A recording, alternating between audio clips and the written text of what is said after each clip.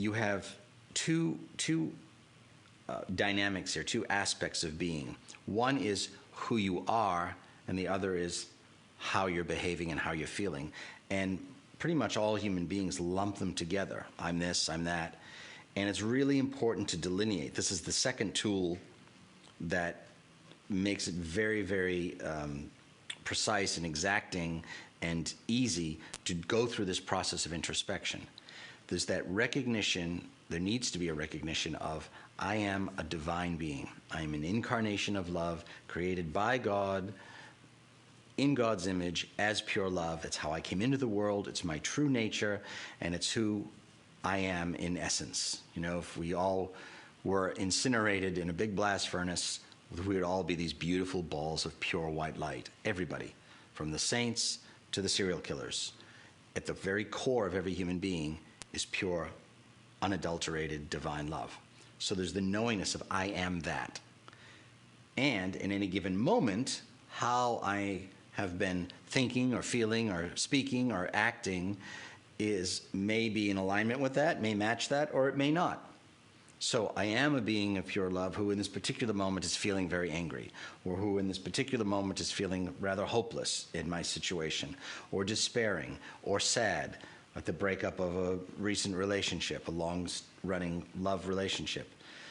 But that's not who you are. Who you are is a permanent state of being as a divine being, and how you're feeling is ephemeral. It's temporary. It may last for 20 years, but it's still temporary. It's a condition, not a state of permanent being, the isness. So it's important to see them as separate.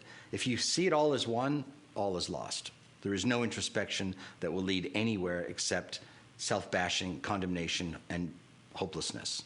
You have to be able to see that there are two aspects of your being. Who you are in essence, how you're created as in the image of God, and where you're at in any given moment. And applying this, there are certain little tools with neuro-linguistic programming, see, I can't even say it, that help that. And a lot of people say, oh, that's just being semantical, that's just being nitpicky, but it's not. It's really, really powerful. When people go around saying, I am tired, you're saying, I am, as I've shared with you before, the most powerful two words in all of creation. The two words I am mean, by all the power of God that exists, I, as God, command this to be so. Whatever follows those words has to happen all the time and always does. So when you say I'm tired, you're actually commanding yourself into tiredness. So you will become more and more and more tired. When you say I feel tired, saying I am a being of pure love, of infinite light and love and grace and immortality, who in this particular moment is feeling tired. The same as angry or sad. You never follow the words I am with anything negative, ever. That is self-condemnation in its highest and most powerful and darkest form. So that's a very good example of how to apply this delineation of who you are and how you're feeling in a given moment. So those two pieces are the answer to that question. Recognizing the critical parent running you and simply stop that mechanism by catching it and realizing this is not about my parents right now. I'm a fully aware, capable, sentient being who's simply making loving observations about my choices, my behavior, which says nothing about who I am. I could have done something that was very cruel to someone, but it doesn't change the fact that you are a being of pure light.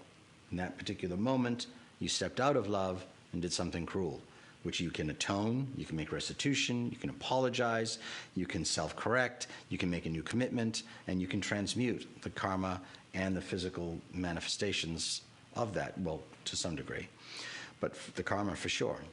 And you can learn and grow from it. There's no need to self-condemn, even in making restitution and apologies. You don't have to come from a place of demeaning yourself. Honesty never needs to be accompanied by self-condemnation or self-demeaning words and epithets, all right? So thank you for that question. It was a really good one.